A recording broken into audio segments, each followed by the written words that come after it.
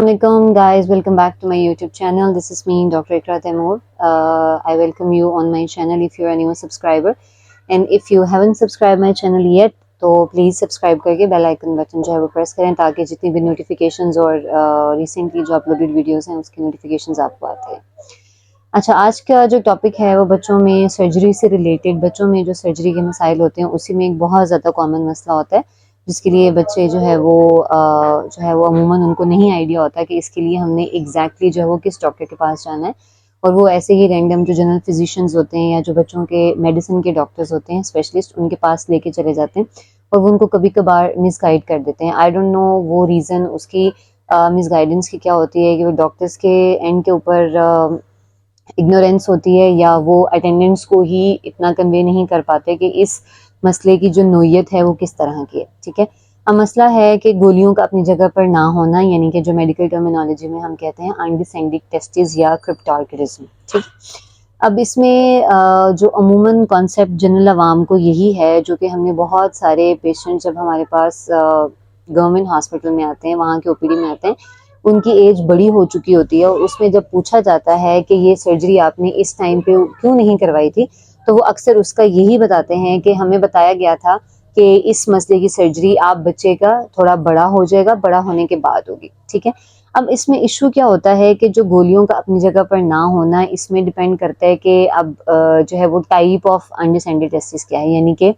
एक तरफ की गोली नीचे नहीं है या दोनों तरफ की ही गोली नीचे नहीं है, और अगर नीचे नहीं है तो क्या वो जो नॉर्मल एक रास्ता है कि जब वो इंग्वाइनल के नाल से लेके नीचे स्क्रोटम तक आती है, यानी कि नल वाले हिस्से से नलों से गुजरते हुए नीचे अपनी नॉर्मल जगह पे आती है, वहाँ पे उसका कहीं अरेस्ट हो जाता है, यानी वहाँ पे उसकी जो एक प्रोसेस है मूव करने का ड्यूरिंग द जो है वो जब बच्चे की ये सारे स्ट्रक्चर्स बन रहे होते हैं, जो एम्ब्रियोनिक लाइफ होती है, जो फीटल लाइफ होती है, वहाँ पे कहीं उसकी रुकावट हो गई और वहीं पे जो टेस्टिस है वो नीचे आने के बजाय गोली वहीं ऊपर रुक गई, या वो बिल्कुल ही पेट के अंदर है और अभी वो रास्ते में यानी कि इंगोनियल कैनाल में भी नहीं पहुंची थी। ठीक है,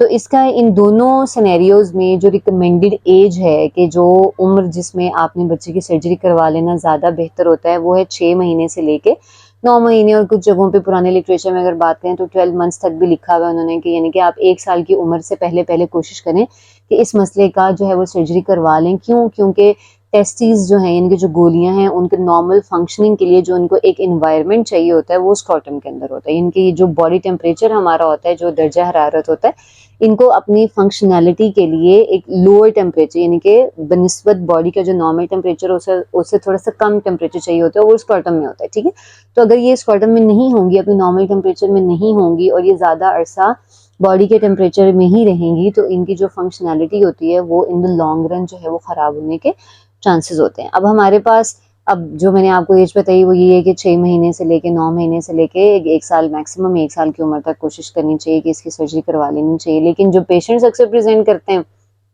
6-6 साल, 8-8 साल, 10, और इवन समटाइम्स क्या होता है कि लड़के बड़े हो जाते हैं और they diagnose themselves with the undescended test, यानी कि उनको खुद ही अपनी ही तशखीस करनी पड़ती है, और उनके कभी जो है वो घर में वालदा ने पैम्पर चेंज करते वक्त या और कभी किसी ने नोटिस नहीं किया होता। हालांकि आई गेस के जो है वो बाज़-औक़ात पेरेंट्स इतने कॉन्शियस होते हैं कि जो एक नॉर्मल चीज़ होती है उसके लिए भी वो पेशेंट को लेके आ जाते हैं, बेबी को लेके आ जाते हैं हॉस्पिटल, और समटाइम्स ये इतनी एक एनॉमली है कि उनको नज़र आ रहा है कि नीचे 2 गोलियां नहीं हैं, 1 गोली है या 1 भी नहीं है और नीचे ये खाली है, तो इसके लिए हमें चेक करवाना चाहिए। तो उनको जो है वो गाइड ये किया जाता है समटाइम्स कि जो है वो ये इसको कोई मसला होगा या ये इसको जो है उससे कोई दर्द होगी, खुदा ना ख्वास्ता ये जब बड़ा हो जाएगा तब इसकी सर्जरी करेंगे। तो ये एक जो है वो मिसकॉन्सेप्ट है, ये एक जो है वो अवेयरनेस में कमी का मैं इसको कह सकती हूँ कि एक रुझान है, जिसकी वजह से वो बच्चे जो एक नॉर्मल उनकी एक रिकमेंडेड एज ऑफ सर्जरी है उस तक नहीं पहुँच सकते। ठीक है, तो आपने ये मैसेज जो है वो स्प्रेड करें इस वीडियो के थ्रू। अब आपको आइडिया हो गया है कि इसकी जो है वो सर्जरी बहुत ज़्यादा ज़रूरी है। अब उसमें एक और फिर जो है वो क्वेश्चन अक्सर के कोई दवाई नहीं ऐसी है जो हम दे दें और गोली अपने नीचे आ जाए,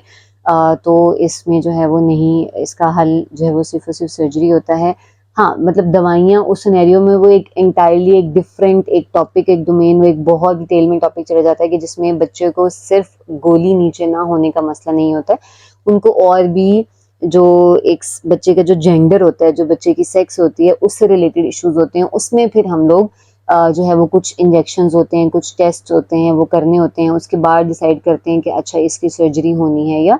नहीं होनी है, ठीक है। तो नॉर्मली अगर यही है कि अगर एक तरफ ही गोली नीचे है और बच्चे को अपेरेंटली और कोई मसला नहीं है और एक तरफ ही गोली ऊपर है, लेकिन वो फील होती है उंगलियों के साथ, लेकिन वो नीचे नॉर्मल जगह पे नहीं है, तो उसके लिए फिर सर्जरी ही होती है। सही हो गया। तो इस वीडियो को जो है वो ज़्यादा से ज़्यादा शेयर करें ताकि जो है वो जो मिस इन्फॉर्म हो रहे हैं इस मसले को लेके,